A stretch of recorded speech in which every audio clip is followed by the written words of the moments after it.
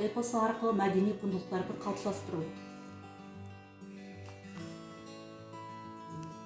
Бағдарламаның мақсаты қазақ эпостары негізінде оқушылардың мәдени құндылықтарын қалыптастыру, ұлттық рухани мұраға деген қызығушылығын арттыру, тарихи санасын дамыту табылады. Өзектілігі қазіргі кезде әдебиетке деген құлшыныс, ынта азайып бара жатыр. Балалардың әдебиетке деген құлқы жоқ. Сондықтан ғаламторға деген тәуелділікті азайту мақсатында және олардың уақытын дұрыс пайдалануына, жыр арқылы олардың арман қиялын, ерлік жігерін шыңдау өзекті болып отыр. Мен бағдарламада бұл батырлар жыры негізінде ұзақ. Оны соны қызықты қылып, қызығушылығын оятып оқыту үшін атаулар туралы әдісті қолданамын. Яғни бұл сөздік ретінде де кетеді, және атаулар туралы термин арқылы балалар батырлар жырындағы архаизм, тарихи сөздер осылардың терең мәнін түсіне алады екен.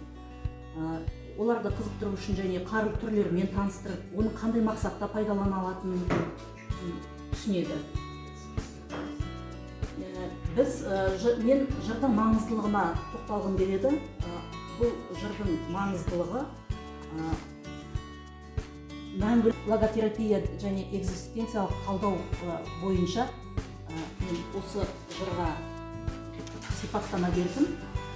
Ноологиялық қабат дегеніміз ол балалардың адамның ішкі рухани қабаты болып табылады. Сол рухани қабатында жауапкершілік, ар-ұят деген сезімде сол қабатта пайда болады.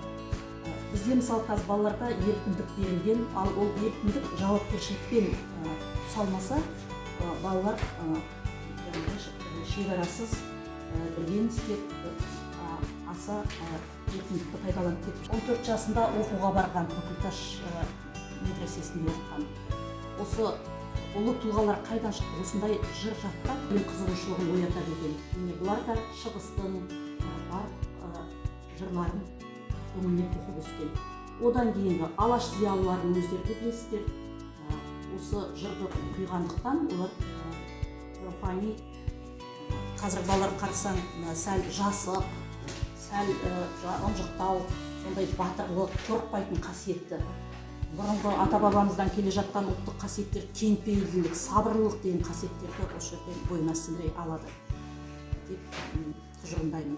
Және осы өмірмен байланыстырсақ, қазіргі кезде мына Құмай деген поп-музыкалық фольклорлық группа әлемде шығып жатыр. Бұның құдіреті, қасиеті бұлардың өткенде сұхбатында сілтемеде көруге болады.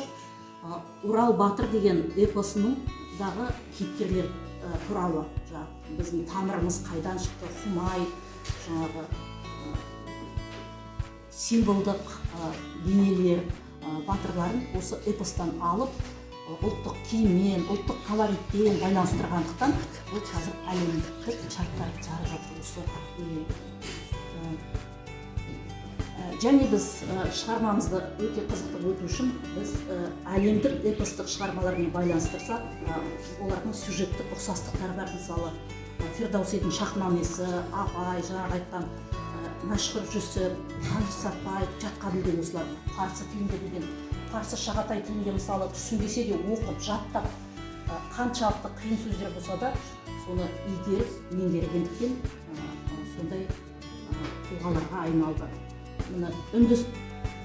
Үндістің Махабхаратасы, қырғыздың Манас жыры, Туроғлы дастаны, Гильгамеш, осылар қызықты болады. Мен назарларыңызға рахмет.